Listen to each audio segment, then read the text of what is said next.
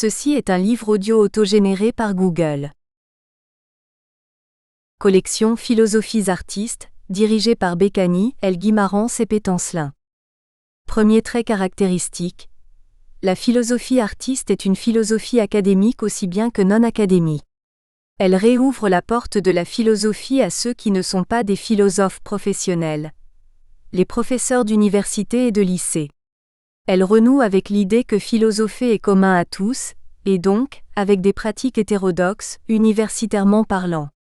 D'où le pluriel, car il y a autant de philosophies artistes que de philosophes artistes. Deuxième trait.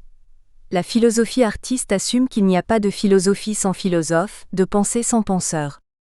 Elle assume donc la dimension biographique de la pensée et revendique que l'éthique est ce qui articule la philosophie à la vie et à l'art.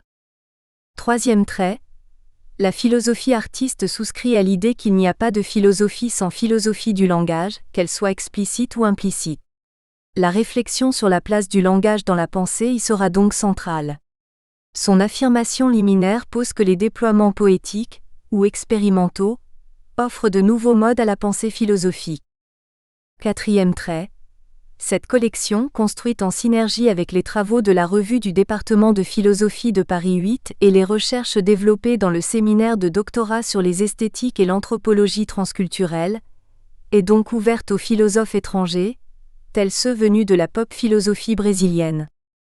Adossée à l'université, où se forment et travaillent aujourd'hui la plupart des philosophes, cette collection a pour singularité de s'ouvrir à toutes les formes de la pensée philosophique.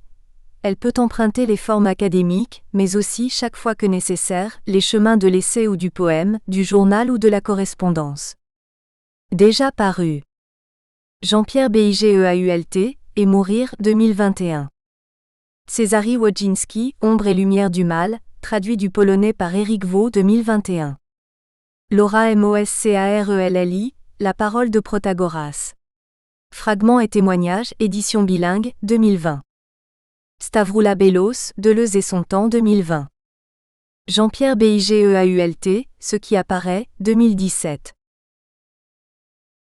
Introduction méthodologique, l'expérimentation totale, l'inversion des stimuli, la prosopopée du langage. Au début de mes recherches sur la philosophie de la littérature russe, j'ai fait une déconstruction herméneutique des fondements de la tradition littéraire, à partir du dévoilement analytique de la sonorité absolue du verbe romantique. La sonorité logophonocentrique conditionnait à mes yeux l'existence d'une création poétique et le développement de la signifiance poétique, car je les comprenais comme des dérivés de la différence ontico-ontologique d'Heidegger et de la différence derridienne. Selon cette position développée auparavant, la poésie représentait pour moi un domaine d'écriture qui échappait à la conceptualisation historique, culturelle et littéraire. Peut-être était-ce parce qu'elle remettait précisément en question la présence textuelle d'un référent socio-idéologique, psychologique, structurel ou conceptuel. Dans l'histoire de la littérature, à l'ère même de l'apogée de ce qu'on appelait la littérature, la poésie a en effet longtemps été considérée comme un verbe divin. Une sorte de sens transcendant faisant autorité, l'auto-présence du logo s'élevant au-dessus des ruines emblématiques, des discours, des textes, etc.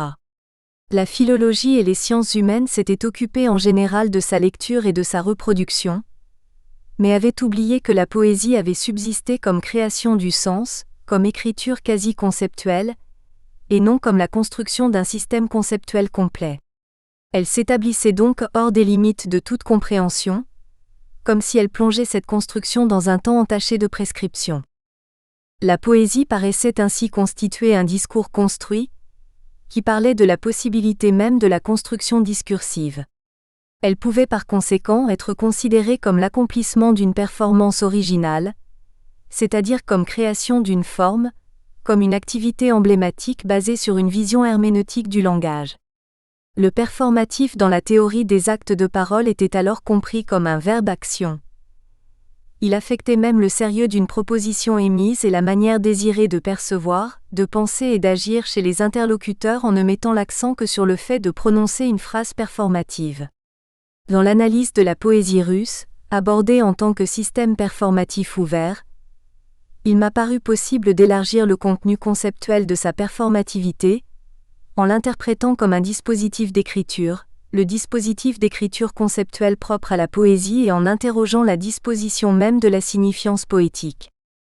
Je postulais alors que le style poétique de Pouchkine dans la performation de la poésie russe était pour elle originel, non pas parce qu'il était tributaire de ce qu'on appelle le lyrisme classique, ou le réalisme, dans les grandes formes d'expression littéraire. Telle était en effet la thèse de Y. Lottmann, mais parce qu'il était structurellement intégré dans un performatif poétique de la tradition, qui reposait sur la pneumatologie de l'esprit, où la poésie était considérée comme l'objet d'une inspiration. L'autonomie royale, d'un esprit libre et créateur paraissait tout à fait naturelle à Pouchkine. Cet esprit se donnait naissance à lui-même dans le poème et déterminait ainsi ses propres conditions d'existence. J'ai alors essayé de montrer que la reconnaissance de l'autonomie de l'esprit se conjuguait pour Pouchkine avec la perception extérieure de la création, le macrocosme de la nature et de la culture, et la créativité individuelle, le microcosme. Tout ce qui était conçu sous l'aspect de la créativité appartenait à la qualité essentielle du génie romantique qui, à chaque fois qu'il était inspiré, recevait de la nature indifférente les règles inimitables de la création.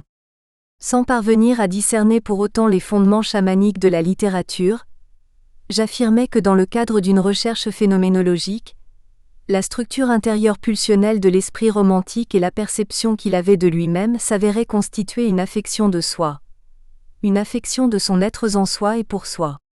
Cette affection s'exprimait chez Pouchkine dans les frissons de l'âme à l'apparition sublime de la source de la création, dans ces frissons qui menaient à l'extase et déclenchaient le processus individuel de l'écriture. Et j'oublie le monde, et dans le doux silence, je suis ensommeillé par mon imagination doucement, et se réveille la poésie en moi, l'âme ressent une émotion lyrique, palpite et sonne et cherche comme dans un rêve, à s'exprimer enfin dans une libre apparition. Ces frissons de l'âme, en tant qu'auto-affection du génie poétique dans la perception de l'impulsion de l'imagination originaire, déterminaient les règles non conceptualisables de l'apparition de la nature indifférente. Ils étaient reconnus comme la source phénoménologique de la poésie romantique de Pouchkine. Le performatif de Pouchkine, c'était la présence vivante d'un logo sonore, d'une voix qui s'entend elle-même. En révélant cette construction auto-affective de l'esprit, la phénoménologie pouchkinienne de la créativité imposait ses étapes. L'oubli du monde, la pénombre de l'esprit recouverte par le silence, le sommeil de l'imagination, l'impulsion créatrice de la poésie, l'émotion lyrique, les frissons de l'âme et pour finir, la sonorité d'un chef-d'œuvre ainsi que celle de l'articulation prétextuelle du texte. Émergeaient soudain les images pensées, et le passage à la réaction motrice de l'écriture. Et là me vient l'essaim de personnes, de mes connaissances de longue date le fruit de mon rêve.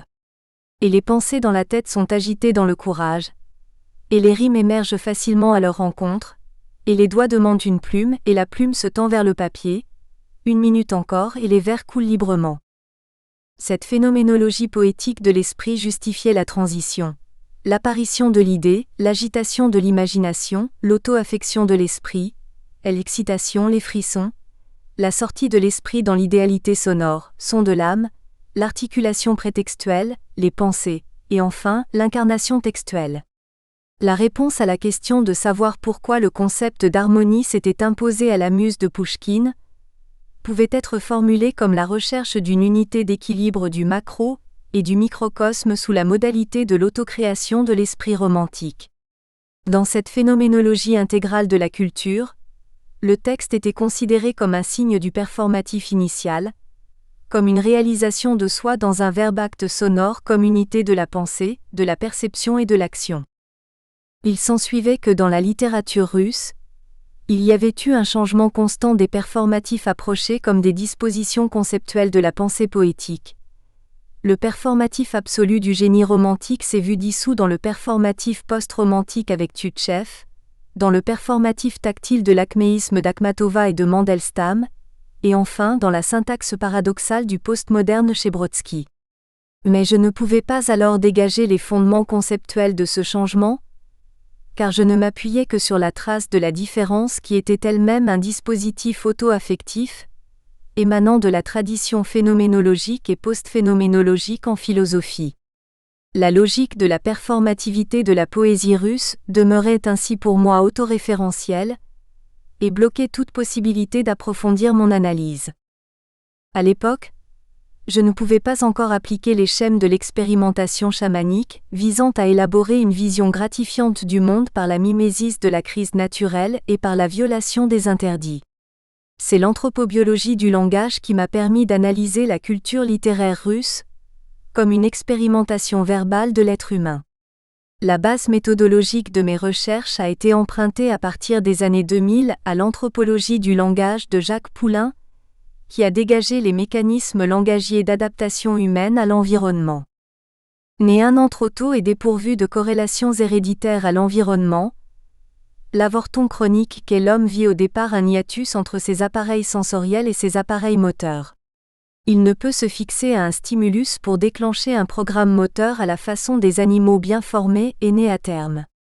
L'être humain a donc dû se fixer au langage en faisant parler le monde, pour y retrouver le bonheur pris à l'écoute de la voix de la mère dans l'écoute intra-utérine.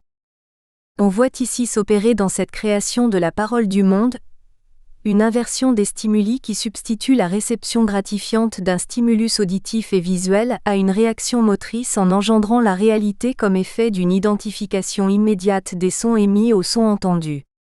Ce mouvement d'émission et de réception des sons lui permet ainsi de se fixer à des réalités et d'y trouver ce qui l'intéresse, et le réjouit dans ces réalités. De même pour utiliser ses yeux, ses mains et tous les organes de son corps, il n'a pu le faire qu'en projetant dans l'usage des yeux ce mouvement d'émission et de réception propre au langage, prêtant ainsi à ses perceptions visuelles une valeur aussi gratifiante que celle qu'il prête aux sons qu'il reçoit et par lesquels il s'imagine recevoir la parole du monde lui-même. Cette propriété de l'usage dialogique du langage a été découverte par le linguiste W. von Humboldt en 1836 et appelée par lui prosopopée. Avec l'identification d'un monde qui parle et qui répond par oui ou par non à la question que les scientifiques lui posent à propos de la vérité de leurs hypothèses, on entre dans l'expérimentation totale qu'effectue l'être humain de sa propre nature régulatrice pour se dispenser de juger des conditions objectives de son existence. L'homme qui s'expérimente dans la culture littéraire se laisse individualiser à la façon dont le Dieu judaïque de la parole s'individualise en se différenciant de tous les autres dieux. Il le fait en se contentant d'effectuer un acte initial de volonté, un acte d'identification sans contrainte au vouloir divin qui exige de la part de ses créatures un acte de différenciation d'avec lui pour qu'il puisse redevenir un être fini. Ma propre recherche s'est donc effectuée en retraçant pas à pas le parcours de l'expérimentation littéraire russe et européenne. En retraçant les sources expérimentales de la culture européenne, j'ai pu identifier le contenu du temps littéraire comme constituant la forme d'intuition qui conditionne la connaissance par l'être humain de sa propre nature régulatrice.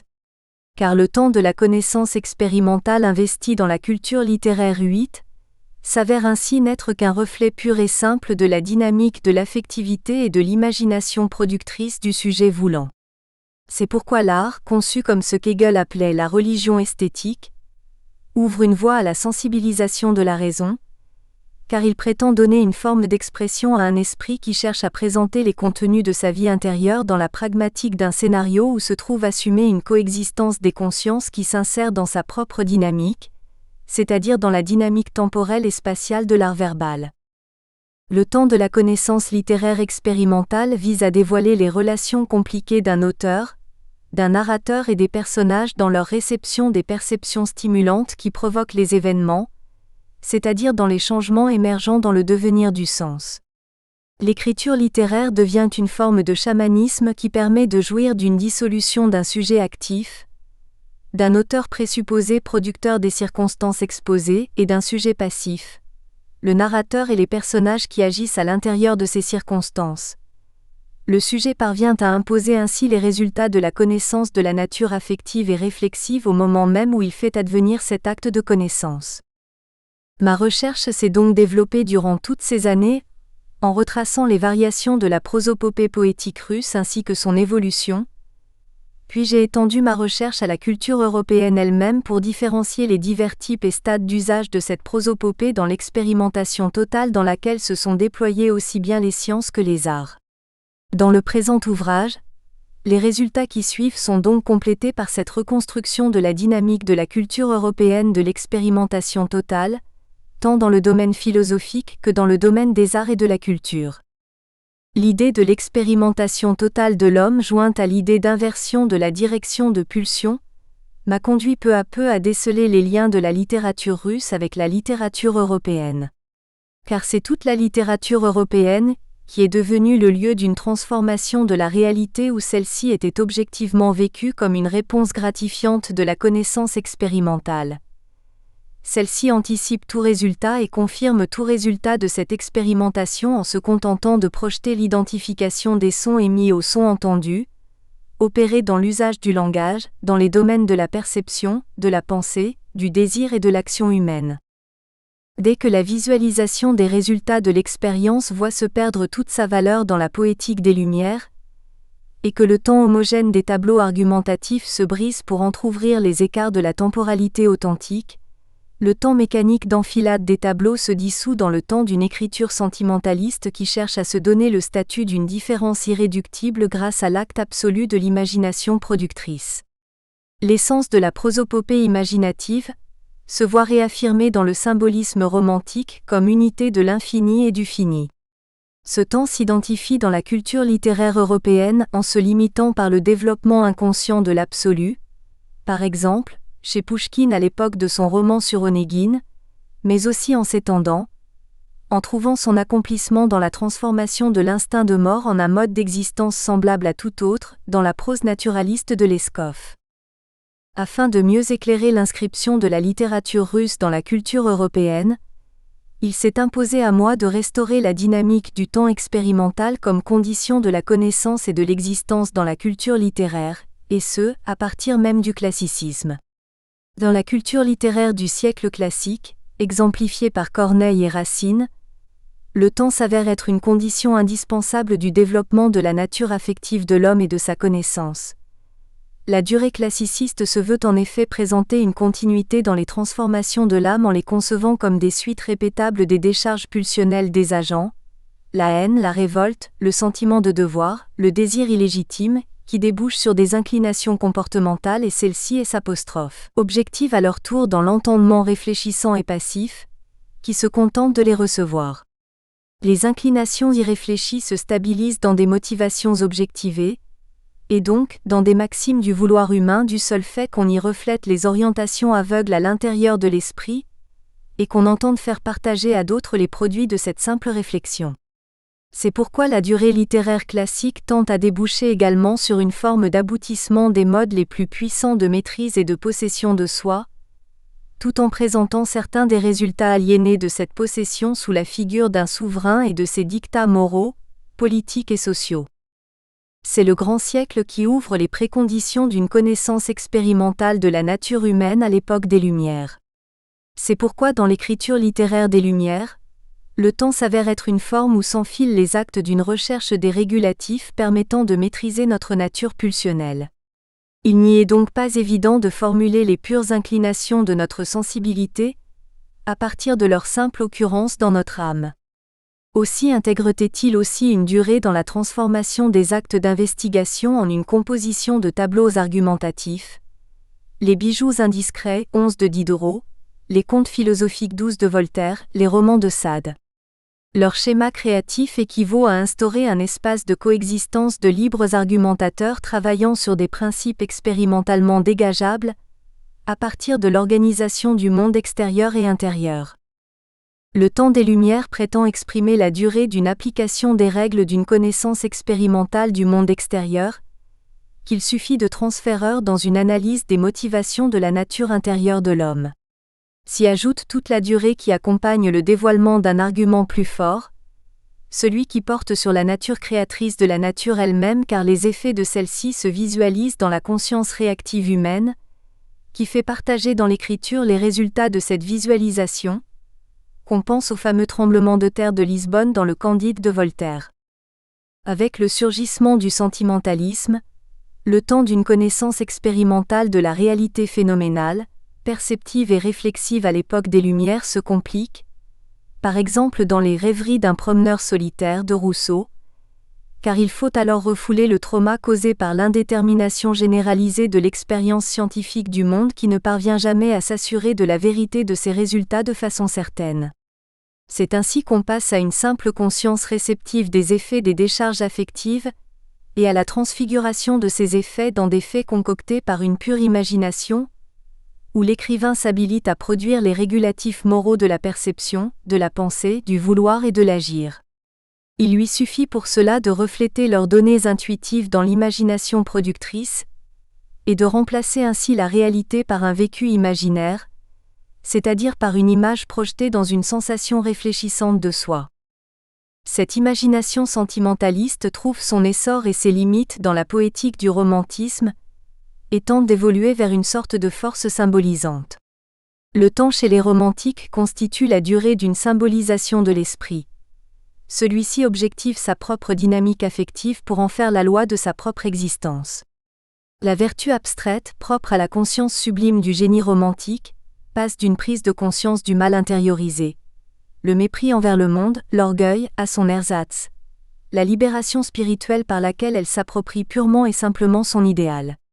Le tout se produit en inversant son stimulus en une pure réaction, où elle s'adonne à la jouissance d'une décharge émotionnelle, la production des larmes, du regard à larmes et de ses effets contemplatifs. Le temps romantique se réalise ainsi à travers la production d'un jugement porté sur le destin de la conscience sublime qui accède à sa propre résurrection dans l'esprit prophétique, dans une sorte de revenant qui va dicter à toute conscience réceptive les conditions de son devenir affectif et réflexif, voir le chapitre 3 du présent ouvrage. Le temps post-romantique s'impose comme la condition de possibilité permettant de limiter l'ego perspective de la conscience sublime, et de la transformer en l'agent concret d'un théâtre mondain. C'est ainsi qu'on passe à un temps qui est la forme d'association stabilisante et objectivante de multiples perceptions, c'est-à-dire à une durée dans laquelle s'effectue une typologisation morale et sociale. L'analyse de l'existence humaine vise à y faire apparaître les habitudes perceptives, réflexives, motivationnelles et comportementales dictées par un certain type de réaction morale et sociale, Balzac, Gogol.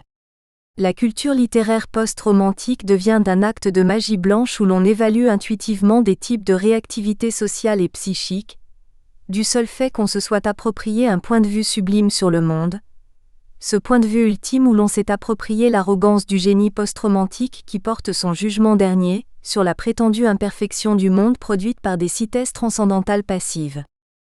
Le grand roman classique de la volonté universelle du XIXe siècle, Tolstoï, Dostoïevski, Gontcharov, Tourgueniev, dépasse les frontières encore closes de la typologie sociale en développant la durée humaine comme le mouvement qui évolue vers un but sublime, celui qu'atteindra le processus historique de toute l'humanité. On essaye de montrer, voir les chapitres 1 et 2 du présent ouvrage, que le temps poétique chez les grands génies du roman épique et philosophique du XIXe siècle, Tolstoï, Dostoïevski, est une forme intuitive conditionnant la transformation des effets des décharges affectives dans des réflexes de conscience, dans des orientations irréfléchies de l'entendement ainsi que de la volonté qui finissent par s'aliéner dans des jugements réfléchissants et des idées régulatrices régissant l'existence humaine. Le roman de la volonté du monde s'écarte du pur typologisme social et psychique en instaurant un partage intersubjectif des affects sublimes et une reconnaissance individuelle et commune du contenu de la belle âme, du seul fait qu'on parvienne à y éprouver les inclinations appropriées, à les communiquer et à pouvoir ainsi faire ressentir à autrui une suite d'affects filtrés. La réjouissance de cette belle âme s'achève en reflétant celle-ci dans l'entendement passif de tous, et dans une volonté collective soumise inconsciemment à une raison évolutionniste partagée intersubjectivement. Comme cette raison évolutionniste débouche inévitablement sur une formulation des jugements régulateurs présumés universellement valides, il m'a été possible de montrer que s'y opère la transformation des écrivains russes en idéologues de l'obtention programmée et détaillée du bien suprême, ce qui leur permet de se présenter et d'agir à l'instar des prophètes judéo-chrétiens. C'est ainsi qu'on a pu refléter, Assumer et imputer à toute conscience réactive des convictions objectivées à l'intérieur de l'esprit en partant de l'expérimentation totale de la nature pulsionnelle et réflexive humaine, pour finir par analyser son déploiement dans la poétique romanesque. Le temps s'y impose comme une forme de devenir inconscient des orientations conscientes. Aussi Anna Karénine peut-elle évaluer les valeurs nihilistes du monde comme des prétextes lui permettant d'assumer une volonté de non-vouloir. Tout est mal, tout est mensonge, tout est tromperie, tandis que Lévin formule le temps comme rapport à la forme transcendantale d'une sensation de lui-même où il prétend savoir comment il peut donner le sens du bien à tout moment de sa vie. Coupé du jugement d'objectivité, la volonté octoriale du grand roman russe du XIXe siècle ne peut pas ne pas tomber dans une nouvelle indétermination expérimentale. Cela lui advient dans le jugement qu'elle porte sur la nature régulatrice de l'homme tout en la masquant et en la mimant sous la forme d'une indétermination essentielle, celle de la liberté transcendantale héritée de Schelin. Après l'apocalypse de la Première Guerre mondiale, où l'humanité s'est laissée guider par des formes les plus archaïques de résolution des conflits, et après que la belle âme européenne ait donné libre cours à son instinct d'agression, toutes les perspectives optimistes du développement du monde vers l'unité du bien, de la beauté et de la vérité se sont trouvées dévaluées, et elles se sont converties directement dans des ontologies naturelles et des projections idéologiques qui sont par définition inadéquates au sens initial donné à L', existence vécue.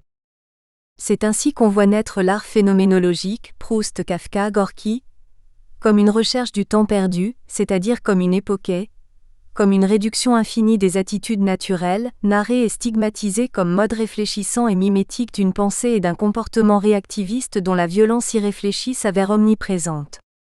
Car elle a en effet envahi toute réalité, et tout particulièrement, la réalité humaine elle-même.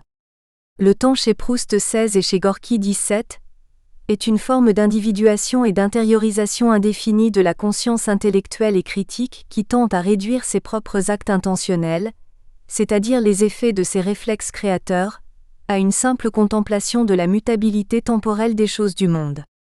Ces actes se voient ainsi référés à un pur et simple schéma de sensibilisation de soi. Nous espérons que vous avez apprécié cet aperçu. Pour continuer à écouter ce livre audio sur Google Play Livres, utilisez le lien dans la description de la vidéo.